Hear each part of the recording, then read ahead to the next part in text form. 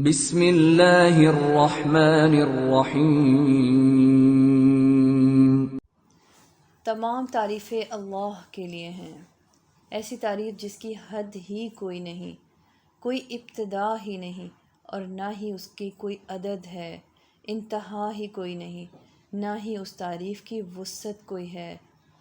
اسی ہی کی ایسی تعریف ہے جو نہ ختم ہونے والی ہے، ایسی تعریف جو اس کی اطاعت کرنے کا وسیلہ ہو اور اس کی بخشش کا ذریعہ بنے، اور جو ذریعہ بن جائے اس رب کی معرفت حاصل کرنے کا اور اس کی رضا حاصل کرنے کا، کیونکہ اسی کے لیے ہر تخلیق ہے، اسی کا ہی حکم ہے، کیونکہ بادشاہت اسی کی ہے، اسی ہی کی تمام تعریف ہے۔ وہی زندہ کرتا ہے، وہی مارتا ہے، اور وہ خود تو ہمیشہ سے زندہ ہے اور اسے کبھی موت نہیں آئے گی۔ تمام تر بھلائیاں اسی کے ہاتھ میں ہیں اور وہ تو ہر چیز پر قادر ہے۔ الحمدللہ نحمدہ ونصلی ونسلم علی رسولہ الکریم وعلی آلہ واصحابہ اجمعین۔ ہم اپنے رب کی محبت حاصل کرنے کے لیے الاسماء الحسنی کا ایک خوبصورت سفر طے کر رہے ہیں، اور اس سفر میں آج ہم اللہ پاک کی ایک اور خوبصورت صفت الخالق کو جاننے اور پہچاننے کی کوشش کریں گے۔ خالق کا لفظ ہم اردو میں بھی پڑھتے ہیں نا، اردو میں ہم خالق کا ترجمہ کرتے ہیں پیدا کرنے والا۔ اس لفظ خالق کے روٹ ورڈز خا، لام اور قوف ہیں، اور اسی سے لفظ خلق بھی بنتا ہے جس کے معنی ہوتے ہیں اخلاق۔ جب ہم ڈکشنری میں اس کے میننگز دیکھتے ہیں تو ہمیں ملتا ہے پرانا ہونا، یعنی یہ ہمارا اخلاق جو ہوتا ہے نا، یہ ایک پرانی چیز ہے، یہ نئی چیز نہیں ہے، یعنی یہ ہمارے ساتھ ساتھ ہی بڑا ہوتا ہے۔ خلق وہ چیز ہے جو انسان کے ساتھ ساتھ جوان ہوتی ہے، یعنی آپ کہہ لیں کہ ہماری عادات میں جب کوئی چیز پر تکلف نہ پائی جائے، یعنی جیسے ہمیں خود سے بنانا نہ پڑے کسی چیز کو کہ کس جگہ سے کیسے بیہیو کرنا ہے، چھوٹوں سے کیسے پیش آنا ہے، بڑوں سے کیسے سلوک کرنا ہے، اسے خلق کہتے ہیں۔ اس لفظ کو دیکھیے کہ جب خا کے پیش کے ساتھ یہ لفظ آتا ہے تو خلق بن جاتا ہے، لیکن خا کے زیر کے ساتھ جب یہ لفظ آتا ہے نا، یعنی خلق، تو اس کے الگ ہی معنی ہوتے ہیں، اور اسے بنیادی معنی بھی کہہ سکتے ہیں۔ یعنی پھر اس کا معنی ہوتا ہے اندازہ کرنے والا، پیدا کرنے والا، تخلیق کا منصوبہ بنانے والا۔ یعنی ہمیں خالق کے تین میننگز یہاں پہ پتہ چلے، یعنی اندازہ کرنے والا، پیدا فرمانے والا اور تخلیق کا منصوبہ بنانے والا۔ قرآن پاک میں جو الخالق کا لفظ ہمیں ملتا ہے، اگر آپ اس کو خالق اور الخالق کے فرق کے بغیر دیکھیں تو اس کی ایک لسٹ لمبی بنتی ہے۔ مثلاً سورہ انعام آیت مبارکہ نمبر 102 میں ہے ذالکم اللہ ربکم لا الہ الا ہو خالق کل شیء فاعبدوہ وہو علی کل شیء وکیل، یعنی یہ ہے تمہارا رب، اس کے سوا کوئی عبادت کے لائق نہیں، ہر چیز کا پیدا کرنے والا ہے، تو تم اسی کی عبادت کرو اور وہ ہر چیز کا کارساز ہے۔ اسی طرح سے سورہ مومنون آیت مبارکہ نمبر 14 میں فرمایا فتبارک اللہ احسن الخالقین، بڑی برکتوں والا ہے وہ اللہ جو سب سے بہترین پیدا کرنے والا ہے۔ سورہ زمر آیت مبارکہ نمبر 62 میں فرمایا اللہ خالق کل شیء وہو علی کل شیء وکیل، یعنی اللہ ہر چیز کا خالق ہے اور وہی ہر چیز پر نگہبان بھی ہے۔ سورہ فاطر آیت مبارکہ نمبر 3 میں اللہ پاک سوال پوچھ رہے ہیں کہ حل من خالق غیر اللہ، کہ بھلا اللہ کے سوا کوئی اور بھی خالق ہے۔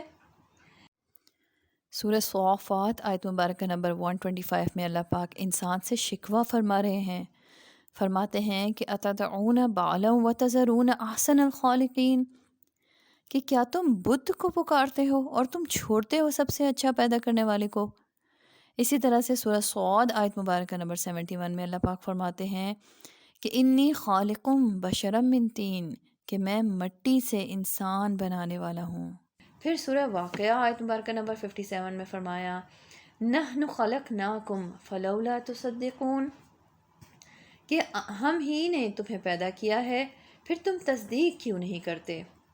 اسی طرح سورہ غافر آیت مبارکہ نمبر 62 میں فرمایا ذالکم اللہ ربکم خالق کل شیء لا الہ الا ہو فانا تؤفکون، کہ یہی ہے اللہ تمہارا رب، ہر چیز کا پیدا کرنے والا، اسی کے سوا کوئی معبود نہیں، پھر تم کہاں بہکائے جا رہے ہو۔ اور پھر اسی طرح سورہ طور آیت مبارکہ نمبر 35 میں اللہ پاک سوال پوچھتے ہیں، ام خلقوا من غیر شیء ام هم الخالقون، کیا وہ بغیر کسی خالق کے پیدا ہو گئے یا وہ خود ہی خالق ہیں۔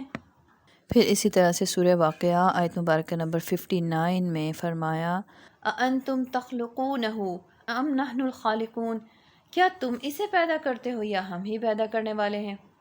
اسی طرح سورہ حشر آیت مبارکہ نمبر 24 میں فرمایا، هو اللہ الخالق البارئ المصور، یعنی وہی اللہ ہے پیدا کرنے والا، ٹھیک ٹھیک بنانے والا، صورت دینے والا، اسی کے لیے ہی سب اچھے اچھے نام ہیں۔ سورہ لقمان آیت مبارکہ نمبر 25 میں فرمایا، وَلَئِن سَأَلْتَهُم مَّنْ خَلَقَ السَّمَاوَاتِ وَالْأَرْضَ لَيَقُولُنَّ اللَّهُ قُلِ الْحَمْدُ لِلَّهِ بَلْ أَكْثَرُهُمْ لَا يَعْلَمُونَ۔ اور اگر آپ ان سے پوچھیں کہ آسمانوں اور زمین کو کس نے بنایا ہے تو ضرور کہیں گے کہ اللہ نے۔ آپ کہہ دیجئے کہ ساری تعریف اللہ ہی کے لیے ہے، بلکہ ان میں سے اکثر نہیں جانتے۔ یہ تو کچھ آیات مبارکہ قرآن پاک سے لیں جس میں لفظ خالق استعمال ہوا۔ اب ہم سلف صالحین کے اقوال بھی دیکھ لیتے ہیں، جیسے امام خطابی رحمۃ اللہ علیہ فرماتے ہیں کہ خالق وہ ہے کہ هو المبتئ للخلق والمخترع له على غیر مثال سبق، یعنی امام خطابی رحمۃ اللہ علیہ الخالق کی یہ تعریف فرماتے ہیں کہ الخالق جل جلالہ وہ ذات ہے جو مخلوق کو عدم سے وجود بخشنے والی ہے، یعنی کچھ نہ سے کچھ کرنے والا۔ اللہ تعالیٰ وہ ذات ہے جو الخالق کے روپ میں کچھ نہ سے کچھ پیدا فرمانے والا، یعنی عدم سے کچھ وجود میں لانے والا، اور دوسری بات کہ انہیں بغیر کسی نمونے اور مثال کے پیدا کرنے والا ہے۔ جیسے کہ سورہ فاتر آیت مبارکہ نمبر 3 میں اللہ پاک فرماتے ہیں نا کہ حل من خالق غیر اللہ، کہ کیا اللہ کے علاوہ بھی کوئی بنانے والا ہے۔ یعنی الخالق لفظ کا پہلا معنی جو ہمیں سمجھ میں آیا وہ کیا ہے، وہ ہے اندازہ لگانے والا۔ ایسٹیمیشن کرنا کسی چیز کو بنانے سے پہلے کا مرحلہ ہوتا ہے نا، یعنی کسی بھی چیز کو بنانے سے پہلے ہم اس چیز کے بارے میں مختلف چیزوں کا اندازہ لگاتے ہیں۔ جیسے کوئی مکان بنانے سے پہلے ہم پلان کرتے ہیں نا کہ اتنے کمرے ہوں گے، اس طرح بنیں گے، کتنے بڑے ہوں گے، کتنے باتھ روم ہوں گے، کہاں ہوں گے، کچن کہاں ہوگا، پورا پلان پہلے سے کرتے ہیں نا۔ اسی طرح سے ہمارا رب الخالق ہے جس نے ہر چیز بنانے سے پہلے اس کی پلاننگ کی کہ کیسے اور کتنی مقدار میں کوئی بھی چیز بنانی ہے۔ خالق کا لفظ اللہ پاک کے اپنے تعارف کے لیے قرآن پاک میں کئی بار آیا، مثلاً 8 بار اکیلا لفظ خالق آیا ہے، احسن الخالقین 2 بار آیا ہے، اور خلقہ کا لفظ درجنوں بار آیا ہے، لیکن الخالق کا لفظ صرف 1 بار، اور وہ بھی سورہ حشر آیت مبارکہ نمبر 24 میں، جس میں اللہ پاک فرماتے ہیں کہ هو اللہ الخالق البارئ المصور لہ الاسماء الحسنی یسبح لہ ما فی السماوات والارض وہو العزیز الحکیم، یعنی وہی اللہ ہے پیدا کرنے والا، وجود بخشنے والا، صورت بنانے والا، اسی کے لیے ہی اچھے اچھے نام ہیں۔ ہر چیز چاہے وہ آسمانوں میں ہو، زمین میں ہو، اسی کی پاکی اور حمد بیان کر رہی ہے، اور وہی غالب اور حکمت والا ہے۔ اسی طرح سے ابن کثیر رحمۃ اللہ علیہ الخالق کو یوں بیان فرماتے ہیں کہ الخالق کا معنی ہے اندازے سے کسی چیز کو بنانا۔ اللہ سبحانہ و تعالیٰ الخالق ایسا ہے کہ جو پہلے اندازوں سے چیزوں کو ترتیب دیتے ہیں، ان کا پورا اسٹیمیشن لیتے ہیں کہ کب کہاں کیسا ڈیزائن بنانا ہے، پھر اسے تخلیق فرما دیتے ہیں۔ کائنات میں اپنے ارد گرد بھی ذرا غور کیجیے، کہیں پہاڑ ہیں، کہیں سمندر ہے، کہیں خشکی ہے، ان سب کا نقشہ بنانے والا، ان سب کے بارے میں منصوبہ بندی کرنے والا الخالق یعنی اللہ سبحانہ و تعالیٰ ہی ہیں۔ اور پھر وہ اپنی مخلوق کو پیدا کر کے چھوڑ بھی نہیں دیتے کہ بس اندازہ لگا لیا اور چھوڑ دیا، بلکہ پھر ان کو وجود بخشتے ہیں، ان کا خیال رکھتے ہیں۔ اور یہ اتنا مشکل کام ہر ایک کی بس کی بات تو نہیں ہے نا، یہ محض الخالق اللہ سبحانہ و تعالی ہی کر سکتے ہیں۔ یعنی الخالق یا خالق لفظ میں کیا ہے؟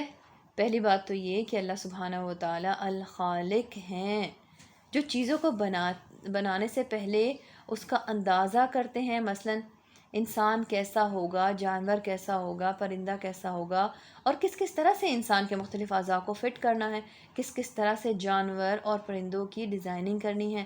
اور پھر آپ دیکھ لیجئے کہ اللہ سبحانہ و تعالیٰ اپنی اس بات میں بے مثال ہیں، کیونکہ اللہ پاک محض تخلیق ہی نہیں کر رہے بلکہ ایجاد شیء من عدم، یعنی کسی چیز کو بغیر کسی چیز کے بنانا۔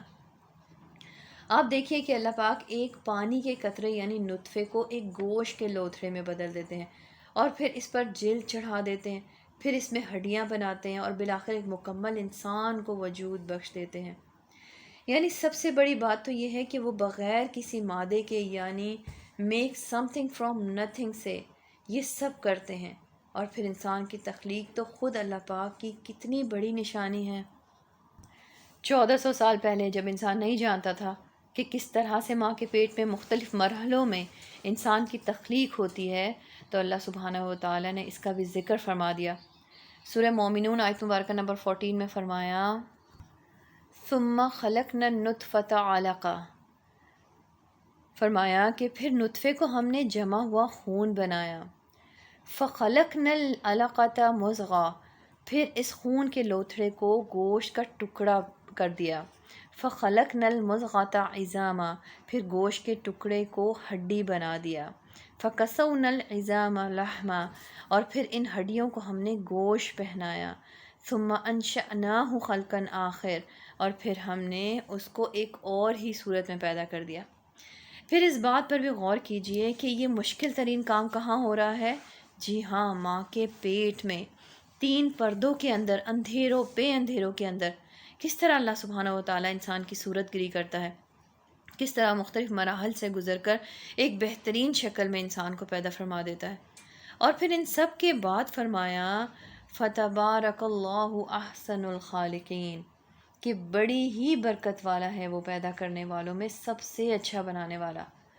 اللہ سبحانہ و تعالیٰ خود اپنے آپ کو بہترین خالق کہہ رہے ہیں، تو پھر ذرا سوچئے کہ اس میں کوئی شک رہ جاتا ہے؟ نہیں، ہرگز نہیں۔ جی ہاں، تسلیم کر لیجئے کہ الخالق پیدا کرنے والا ہے، ان چیزوں کو بھی جو ہمیں نظر آتی ہیں اور ان چیزوں کو بھی جو ہمیں نظر نہیں آتی۔ وہی زندگی کو بھی بنانے والا ہے اور وہی موت کو بھی بنانے والا ہے۔ سورہ ملک آیت مبارکہ نمبر 2 میں فرما دیا الذی خلق الموت والحیاۃ لیبلوکم ایکم احسن عملا وہو العزیز الغفور، یعنی وہ جس نے موت اور زندگی کو پیدا کیا تاکہ تمہاری آزمائش کر لے کہ تم میں سے کون زیادہ اچھے عمل کرنے والا ہے، اور وہی بہت زیادہ عزت والا ہے اور بہت بخشش والا ہے۔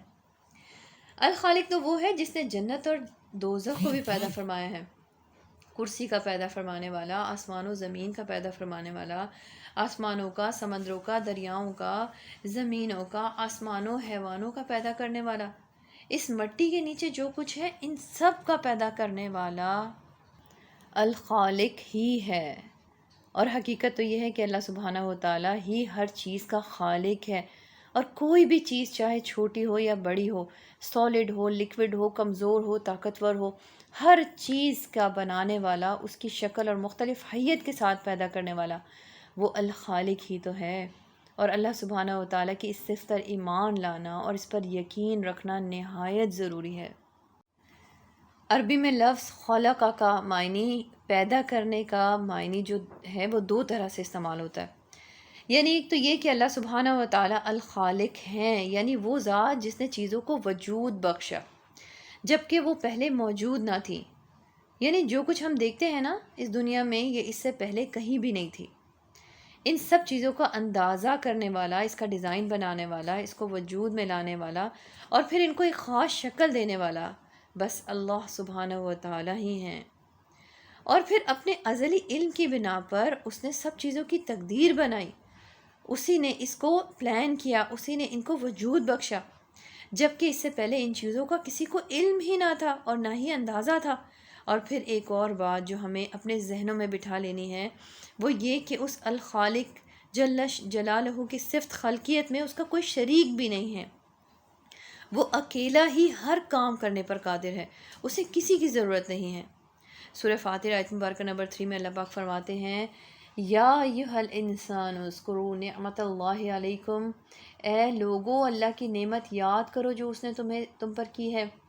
حل من خالق غیر اللہ، کیا اللہ کے سوا کوئی اور بھی پیدا کرنے والا ہے؟ یرزقکم من السماء والارض، جو تمہیں آسمان اور زمین سے رزق دیتا ہے۔ لا الہ الا ہو، اسی کے سوا کوئی معبود نہیں۔ فَأَنَّا تُؤْفَكُونَ، تو تم کہاں بہکائے جا رہے ہو؟ حقیقت تو بس یہی ہے نا کہ پوری کائنات کی تخلیق کوئی معمولی کام نہیں ہے۔ اللہ سبحانہ و تعالیٰ نے چھوٹی سے لے کر بڑی ہر چیز کو جو بنایا ہے نا، یہ اللہ پاک کے وجود کا ثبوت پیش کر رہی ہے۔ اور پھر ان تمام چیزوں پر غور و فکر کرنے سے انسان اللہ سبحانہ و تعالیٰ کو پہچان سکتا ہے، اللہ پاک کی معرفت حاصل کر سکتا ہے، اللہ پاک کی عظمت کو محسوس کر سکتا ہے۔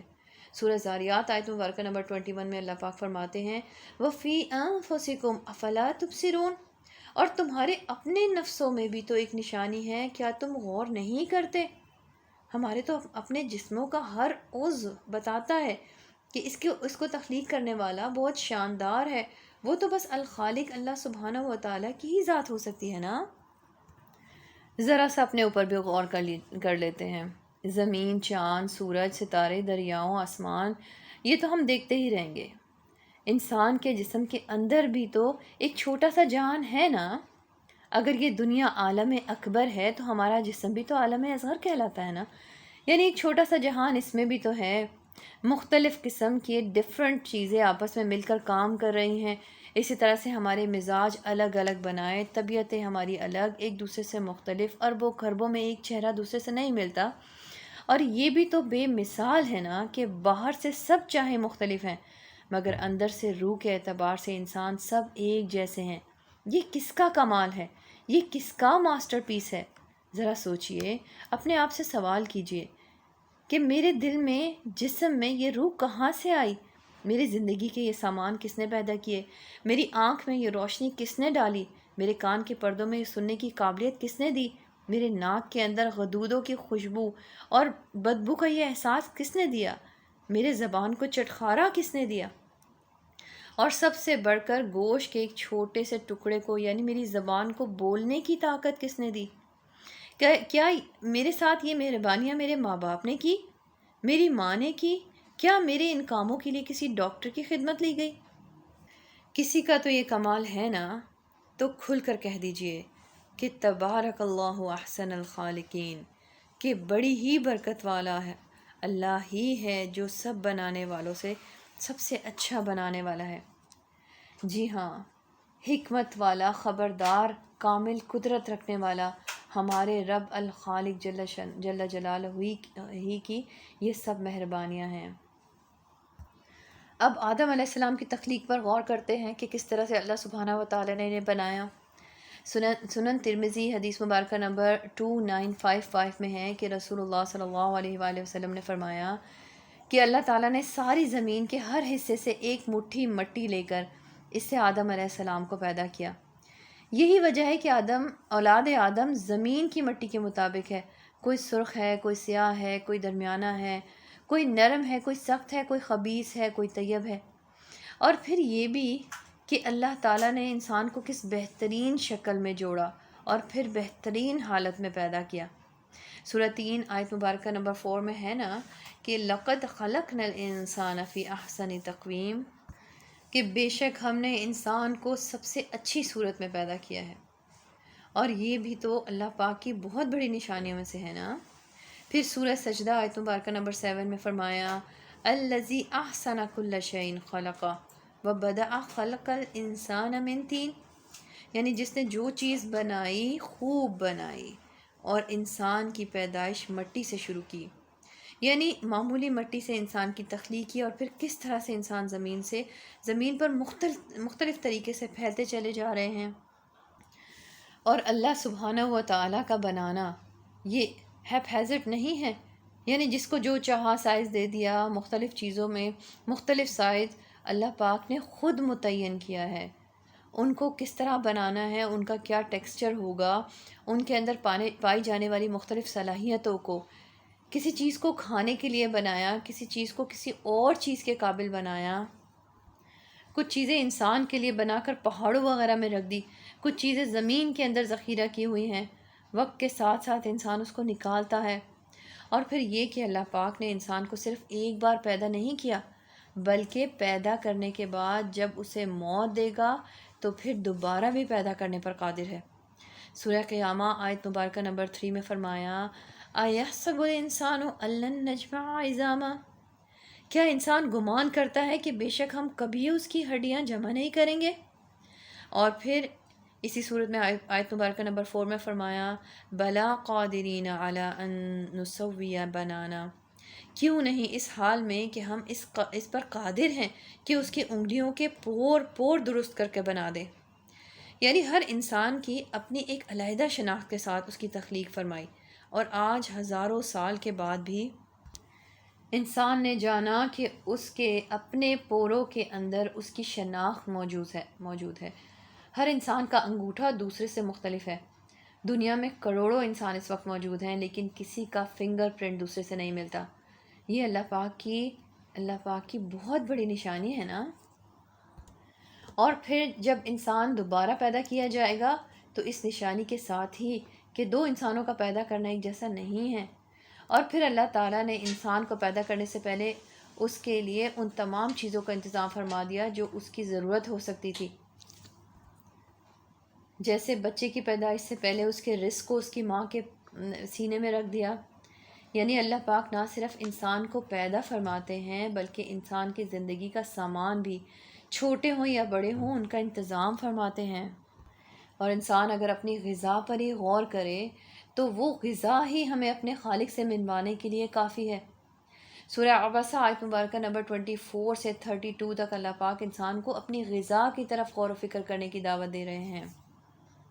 اللہ پاک فرماتے ہیں فَلْيَنظُرِ الْإِنسَانَ إِلَىٰ طَعَامِهِ، کہ انسان اپنے کھانے کی طرف غور کرے، أَنَّا صَبَبْنَا الْمَاءَ صَبًّا، کہ ہم نے اوپر سے پانی برسایا، ثُمَّ شَقَقْنَا الْأَرْضَ شَقًّا، پھر ہم نے زمین کو چیر کر پھاڑا، فَأَنبَتْنَا فِيهَا حَبًّا، پھر ہم نے اس میں اناج اگایا، وَعِنَبًا وَقَضْبًا، اور انگور اور ترکاریاں، وَزَيْتُونًا وَنَخْلًا، اور زیتون اور کھجور، وَحَدَائِقَ غُلْبًا، اور گھنے باغ، وَفَاكِهَةً وَأَبًّا، اور میوے اور گھاس، مَتَاعًا لَكُمْ وَلِأَنْعَامِكُمْ، تمہارے لیے اور تمہارے چوپایوں کے لیے سامان حیات ہے۔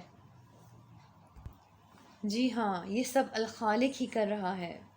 کیسے ایک نازک سا بیج مٹی کے اندر سے زمین چیرتا ہوا نکلتا ہے اور پھر ایک مضبوط درخت بن کر ہمارے لیے فائدہ مند بن جاتا ہے۔ کون کر سکتا ہے یہ تو سب وہ الخالق ہی کر سکتا ہے نا۔ اس الخالق نے ہمیں مختلف قسم کی غذائیں عطا فرمائی ہیں، ہر ایک کا ذائقہ مختلف، شکل و صورت مختلف، فائدے مختلف۔ ان سب پر غور کیجئے، ان سب کے پیچھے آپ کو الخالق دکھے گا۔ پھر سورہ واقعہ آیت مبارکہ نمبر 57 میں اللہ پاک فرماتے ہیں نحن خلقناکم فلولا تصدقون، کہ ہم نے ہی تمہیں پیدا کیا ہے، پھر تم تصدیق کیوں نہیں کرتے، اس بات کو سچ کیوں نہیں مانتے۔ اور اللہ پاک کو خالق ماننا یہ اتنی بڑی بات ہے کہ اگر انسان اس چیز کو مان جائے تو پھر اسے یہ ماننے میں کچھ مشکل نہیں ہوگا کہ مجھ پر سب سے بڑا حق بھی اس ذات کا ہے جس نے مجھے یہ سب کچھ دیا ہے۔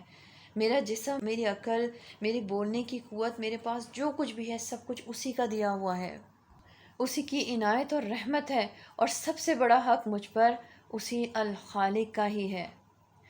اور پھر سورہ طور آیت مبارکہ نمبر 35 میں فرمایا ام خلقوا من غیر شیء ام هم الخالقون، کہ کیا یہ بغیر کسی پیدا کرنے والے کے خود ہی پیدا ہو گئے یا یہ خود ہی پیدا کرنے والے ہیں۔ یعنی انسان کیسے یہ کہہ سکتا ہے کہ یہ کائنات خود بخود بن گئی ہے اور کوئی اس کا پیدا کرنے والا نہیں ہے۔ اور پھر اللہ پاک سوال کر رہے ہیں کہ کیا یہ انہوں نے بنایا ہے، یعنی کوئی بھی چیز جو کریشن ہے وہ کریٹڈ ہے نا، یعنی بنائی گئی ہے نا، تو صاف ظاہر ہے کہ اس کا کوئی بنانے والا ضرور ہوگا۔ تو یہ کائنات اور انسان کیسے خود بن گئے؟ اور پھر انسان تو اللہ پاک کا ایک عظیم الشان شاہکار ہے، ماسٹر پیس ہے، وہ کیسے بغیر کسی بنانے والے کے خود بن گیا؟ اگر کوئی کسی بڑے محل کو دیکھ کر یہ کہے کہ یہ خود بخود چند اینٹیں اڑ کر آئیں، اکٹھی ہوئی اور انہوں نے ایک خاص شکل اختیار کی، اور پھر اچانک اس کے اوپر چھت بھی آ گئی، اس کے اندر لائٹس بھی لگ گئی، لائٹیں خود بخود جل بھی گئی، ایسا نہیں ہو سکتا نا؟ تو جب ہم ایک معمولی مکان کے بارے میں یہ نہیں کہہ سکتے، تو پھر ہم یہ کیسے کہہ سکتے ہیں کہ آسمان خود بن گیا اور پھر اس میں اچانک ستارے بھی چمکنے لگے، اور یہ زمین کا فرش بھی خود بخود بچ گیا، اور اس میں خود بخود درخت بھی لگ گئے، اور پھر اس میں انسان بھی چلنے پھرنے لگ گئے، اور پھر وہ بولنے بھی لگ گئے، اور پھر وہ کچھ کام بھی کرنے لگ گئے؟ یعنی کوئی معمولی عقل سمجھ رکھنے والا شخص بھی ان باتوں کو سن کر ہنس دے گا کہ کوئی دیوانہ ہی یہ کہہ سکتا ہے کہ سب کچھ خود ہو رہا ہے۔ تو جس انسان کو اللہ سبحانہ و تعالیٰ نے عقل دی ہے، اس کے لیے لازم ہے کہ وہ اللہ سبحانہ و تعالیٰ کی ان باتوں پر غور کرے۔ سورہ طور کی آیت مبارکہ نمبر 36 میں فرمایا کہ ام خلق السماوات والارض، کیا انہوں نے ہی آسمان اور زمین کو پیدا کیا؟ نہیں نا، ہم تو آسمان تک پہنچ بھی نہیں سکتے، اس کو ہاتھ بھی نہیں لگا سکتے، ہمیں تو آج تک یہ بھی نہیں پتہ کہ اس کی حقیقت کیا ہے، بنانا تو دور کی بات۔ پوری دنیا کے انسان مل بھی جائیں، اکٹھے ہو جائیں اور یہ چاہیں کہ آسمان جیسی کوئی چیز زمین پر ہی کھڑی کر کر دکھا دیں، تو وہ اس قابل نہیں ہے نا، قطعاً نہیں ہے، ہرگز نہیں ہے۔ تو پھر اللہ پاک فرماتے ہیں بل لا یوقنون، یعنی اصل بات تو یہ ہے کہ وہ یقین نہیں کرتے، ان کی یقین میں کمی ہے۔ حالانکہ انسان اچھی طرح سے یہ جانتا ہے کہ خالق تو بس اللہ سبحانہ و تعالیٰ کی عظیم الشان ہستی ہی ہو سکتی ہے۔ اب ذرا غور کیجئے کہ آج تک کسی نے خالق ہونے کا دعویٰ نہیں کیا، ایون فرعون بھی انا ربکم الاعلیٰ کہتا تھا، انا خالقکم الاعلیٰ نہیں کہتا تھا۔ وجہ صاف ظاہر ہے کہ انسان کا وجود بہت بعد کی بات ہے، ساری کائنات پہلے سے ہی بن چکی تھی۔ تو کیا پتہ چلا کہ جب اتنا انسان مجبور ہے اور ساری کائنات کو اللہ پاک نے اسی کے لیے مسخر کر دیا ہے، تو اس سے کوئی بڑا کام ہی لینا ہوگا نا۔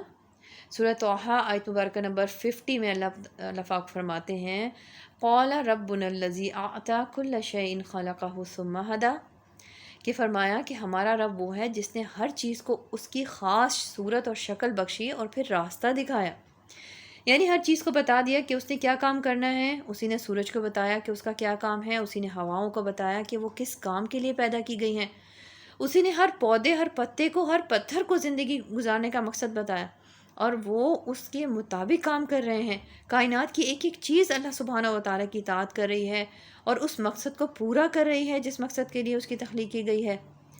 اسی طرح سے انسان کی زندگی کا بھی مقصد ہے، اور اس زندگی کے ختم ہونے کے بعد اس سے پوچھا جائے گا کہ کیا وہ یہ کام کر کے آیا ہے جس کے لیے اسے دنیا میں بھیجا گیا تھا۔ سورہ مومنون آیت مبارکہ نمبر 115 میں اللہ پاک نے انسان کو بھی اس کی زندگی کا مقصد گزارنے کے لیے ہدایت فرمائی ہے۔ فرمایا افحسبتم انما خلقناکم عبثا وانکم الینا لا ترجعون، تو کیا تم سمجھتے ہو کہ ہم نے تمہیں یوں ہی بیکار بنایا ہے اور تمہیں ہماری طرف پلٹ کر نہیں لایا جائے گا؟ اللہ سبحانہ و تعالیٰ نے انسان کو با مقصد پیدا کیا ہے اور اس کی رہنمائی کے لیے پیغمبر بھیجے، اس الخالق نے ساری کائنات کو رہنمائی دی، سورج، چاند، ستارے، پودے، پتھروں کو، پہاڑوں کو، دریاؤں کو، اور پھر دریاؤں کے اندر رہنے والی مخلوق تک کو بتا دیا کہ وہ کس کام کے لیے پیدا ہوئی ہیں۔ تو یہ کیسے ممکن ہے کہ وہ ہمیں ہماری زندگی کا مقصد نہ بتائے؟ مختلف چیزوں پر نظر دوڑائیے، غور کیجئے کہ کس طرح سے ہر چیز اپنے اپنے کام میں لگی ہوئی ہے، اور پھر اس سے اپنی زندگی کو کمپیئر کیجئے کہ ہمارا دن رات کس طرح گزرتا ہے، ہم کیا کرتے ہیں۔ مثلاً شہد کی مکھی کو ہی دیکھ لیجئے، کتنی معمولی سی چھوٹی سی چیز ہے لیکن کتنا بڑا کارنامہ کرتی ہے، کتنا مفید شہد بناتی ہے، اور یہ سب اللہ سبحانہ و تعالیٰ کے حکم سے کرتی ہے۔ سورہ نحل آیت مبارکہ نمبر 68 میں فرمایا وَأَوْحَى رَبُّكَ إِلَى النَّحْلِ أَنِ اتَّخَذِي مِنَ الْجِبَالِ بُيُوتًا وَمِنَ الشَّجَرِ وَمِمَّا يَعْرِشُونَ، کہ تیرے رب نے شہد کی مکھی کی طرف وحی کی کہ پہاڑوں میں، درختوں میں، انگور کی بیلوں میں اپنا گھر بنا، یعنی چھتا بنا، اور پھر آیت مبارکہ نمبر 67 میں فرمایا کہ پھر ہر قسم کے پھل سے اس کا رس چوس، اور پھر اپنے پروردگار کی ہموار کردہ راہوں پر چلتی چلی جا، یعنی اپنا کام کرتی چلی جا۔ جیسے تیرے رب نے تجھے حکم دیا ہے اس کی اطاعت کرتی رہ۔ اور شہد کی مکھی اپنی پیدائش سے لے کر موت تک مسلسل کام میں لگی رہتی ہے، اور کتنی فائدہ مند مفید شفا بخش چیز انسان کے لیے تیار کرتی ہے۔ تو اگر ایک معمولی مکھی ایک با مقصد زندگی بسر کر سکتی ہے تو ہمیں کیا کرنا چاہیے؟ کیا ہمارے شب و روز بھی کسی کام میں لگے ہوئے ہیں؟ کیا ہم بھی کسی مقرر کردہ راستے کے تحت سفر کر رہے ہیں؟ کیا کسی مقصد کے لیے ہم دوڑ رہے ہیں؟ کیا ہم بھی اپنے رب کے فرما بردار ہیں؟ یہاں علامہ اقبال رحمۃ اللہ علیہ کا خوبصورت شعر یاد آ رہا ہے۔ وہ فرماتے ہیں کہ نہ تو زمیں کے لیے ہے نہ آسماں کے لیے، جہاں ہے تیرے لیے تو نہیں جہاں کے لیے۔ اور پھر آسمان پہ ذرا غور کیجئے، سورج کے لیے جو راستہ اور رفتار مقرر کیا گیا ہے وہ اس پر چل رہا ہے، ستاروں کے لیے اپنے اپنے راستے ہیں، چاند کی اپنی اپنی منزلیں ہیں، اور وہ ان سب کو پوری پابندی سے کر رہے ہیں۔ یہ سب ہمیں غور و فکر کی دعوت دے رہے ہیں کہ کیا ہماری زندگی میں بھی کوئی اصول ہے، کوئی ڈسپلن ہے؟ کیا ہم بھی اپنے خالق کو پہچانتے ہیں اور اس کی مرضی کو مانتے ہیں؟ ہماری زندگی کا مقصد بس اس خالق یعنی اللہ سبحانہ و تعالیٰ کو راضی کرنا ہے، جس نے ہمیں بے پناہ نعمتوں سے نوازا ہے، اور ایسی نعمتیں عطا کی ہیں کہ ہم ان کا شمار بھی نہیں کر سکتے اور نہ ہی اس کا شکر ادا کر سکتے ہیں۔ سورہ ابراہیم آیت مبارکہ نمبر 34 میں اللہ پاک فرماتے ہیں وَإِن تَعُدُّوا نِعْمَةَ اللَّهِ لَا تُحْصُوهَا، کہ اگر تم اللہ کی نعمتوں کو شمار کرنے لگو تو انہیں شمار نہ کر سکو گے۔ انسان خود اللہ تبارک و تعالیٰ کا وہ بہترین شاہکار ہے کہ آج بھی ڈاکٹرز کہتے ہیں کہ ہم آج تک اس بات کو نہیں جان سکے کہ یہ گوشت کی بوٹی ہڈی میں کیسے بدل جاتی ہے، ماں کے پیٹ میں ایک نازک سا وجود کیسے بن جاتا ہے، مگر ایک مکمل انسان کو تخلیق کرنے والا بس الخالق ہی ہے۔ انسان کے جسم میں تقریباً 360 جوڑ بنا دیے۔ سورہ دہر آیت مبارکہ نمبر 28 میں اللہ پاک نے فرما دیا کہ نحن خلقناکم وشددنا اسرہم، کہ ہم نے ان کو پیدا کیا اور ان کے جوڑ جوڑ کو مضبوط بنا دیا۔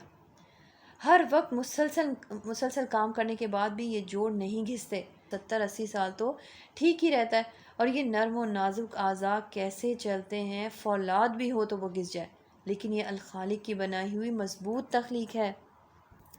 یہ سب اللہ پاک کی انسان سے محبت کو ظاہر کرتا ہے۔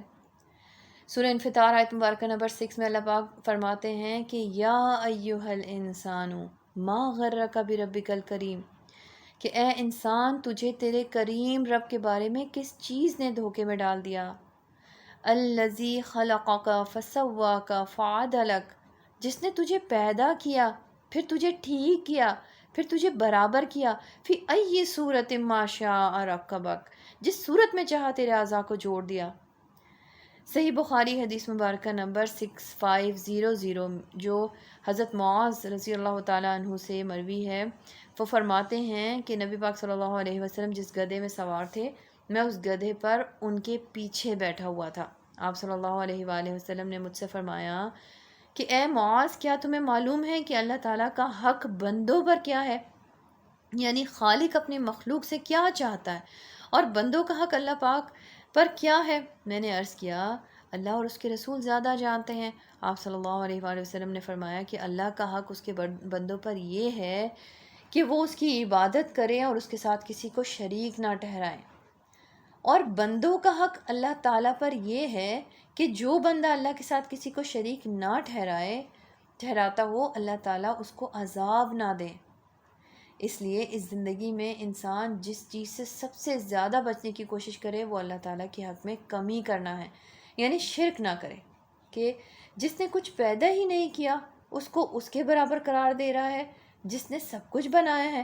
اور پھر یہ کہ انسان اس بات پر یقین رکھے کہ اللہ سبحانہ و تعالیٰ نے جو کچھ اس کے لیے بنایا ہے اور جو بھی اس کی تقدیر بنائی ہے وہ اس کے فائدے کے لیے ہے، یعنی اللہ کے فیصلوں کو اچھی طرح سے قبول کرے۔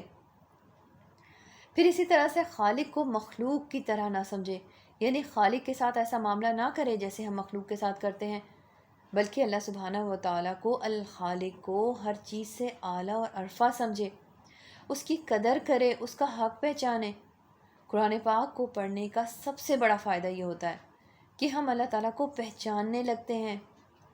قرآن پاک کا مضمون یہ نہیں ہے کہ اللہ پاک ہیں، بلکہ قرآن پاک کا مضمون یہ ہے کہ اللہ ہی ہیں، اللہ ایک ہے۔ اللہ پاک کا یہ کلام کتنی خوبصورتی سے آپ کو اللہ کے قریب کر دیتا ہے کہ خالق وہ ہے جس نے زندگی کو پیدا کیا، اسی نے موت کو بھی پیدا کیا، تدبیر اسی کی، تقدیر اسی کی، اقتدار اسی کا، آسمان و زمین اسی کے ہاتھ میں، جنت کا وہ مالک، جہنم اسی کے ہاتھ میں، پھر اس کو چھوڑ کر انسان کہاں جا سکتا ہے؟ تو ہمیں بھی اسی کے عذاب سے ڈرنا چاہیے، اسی کی رحمت کی امید رکھنی چاہیے۔ اگر ہم ذرا سا زمین و آسمان پر غور کریں تو ہمیں ہر چیز حیرت میں ڈال سکتی ہے، اور پھر ہم بے اختیار بول اٹھیں گے کہ ذالک تقدیر العزیز العلیم۔ سورہ یاسین آیت مبارکہ نمبر 38 میں ہے نا کہ یہ تو اندازہ ٹھہرایا ہوا ہے زبردست علم والے کا۔ اب ہم نے کیا کرنا ہے؟ پہلی بات یہ کہ اس بات کا دل میں یقین ڈال دینا ہے کہ اللہ ہی نے ہر چیز پیدا کی ہے، اور اپنی ذات پر غور کرنا ہے۔ عقیدہ ہمارا یہ ہونا چاہیے کہ جس نے پیدا کیا ہے وہی عطا کرنے والا بھی ہے، بس اللہ ہی سے مانگنا ہے، دوسروں سے نہیں مانگنا۔ لوگ کہتے ہیں کہ ایک سے مانگا نہ ملا دوسرے کے در پہ چلے جائیں گے۔ میں کہتی ہوں کہ ایک سے ہی بار بار مانگ لیجئے، الخالق سے اس کی صفت خلق کا واسطہ دے کر مانگیے کہ اے اللہ، اے الخالق، تجھی سے مانگوں گی اور کس سے مانگوں؟ اور اس دعا کو بھی ہر نماز کے بعد ضرور مانگا کیجئے، اور اپنے دل میں بھی بٹھا لیجئے، جس کا ذکر صحیح بخاری حدیث مبارکہ نمبر 6615 میں موجود ہے کہ اللہم لا مانع لما اعطیت ولا معطی لما منعت ولا ينفع ذا الجد منک الجد، کہ اے اللہ جو تو دینا چاہے اسے کوئی روکنے والا نہیں ہے، اور جو تو روکنا چاہے اسے کوئی دینے والا نہیں ہے، اور تیرے سامنے دولت والے کی دولت کچھ کام نہیں کر سکتی۔ بے شک، آمین۔ تو الخالق اللہ ہی ہیں، اسی کی فرمانبرداری کرنی ہے، اور اپنی زندگی کا مقصد بنائیے کہ لوگوں کو الخالق سے ملوائیے، اس کے لیے علم حاصل کیجیے۔ علم سے اللہ پاک کی معرفت حاصل ہوتی ہے، اس سے الخالق سے محبت ہوگی اور شدید ہوگی، اور یہ محبت پھر فرما برداری میں بدل جائے گی۔ اسی طرح سے اللہ تعالیٰ کی صفت خلقیت کا انکار نہیں کرنا ہے۔ اللہ پاک سے تعلق کو مضبوط کیجیے، اللہ پاک سے دعا کیا کیجیے کہ اے اللہ، اے الخالق، یہ جو ہماری ٹوٹی ہوئی ڈوریاں ہیں نا، ہمارا ٹوٹا ہوا تعلق ہے، اسے جوڑ دیجیے، اسے مضبوط کر دیجیے۔ ہمارا تعلق اللہ جل شانہ الخالق سے مضبوط نہیں ہے نا، تو ہم لوگوں سے دھکے کھاتے پھرتے ہیں، اور وہ ہمیں منہ نہیں لگاتے۔ وہ الخالق تو ہر رات کو پکارتا ہے کہ تم مانگو تو صحیح، میں تمہیں دینے کو تیار ہوں۔ اللہ پاک ہمیں اپنے ناموں کی صحیح پہچان کروانے اور اس کا حق ادا کرنے کی توفیق عطا فرمائے، آمین ثم آمین۔ وما توفیقی الا باللہ علیہ توکلت والیہ انیب۔ سبحان ربک رب العزت عما یصفون وسلام علی المرسلین والحمد للہ رب العالمین۔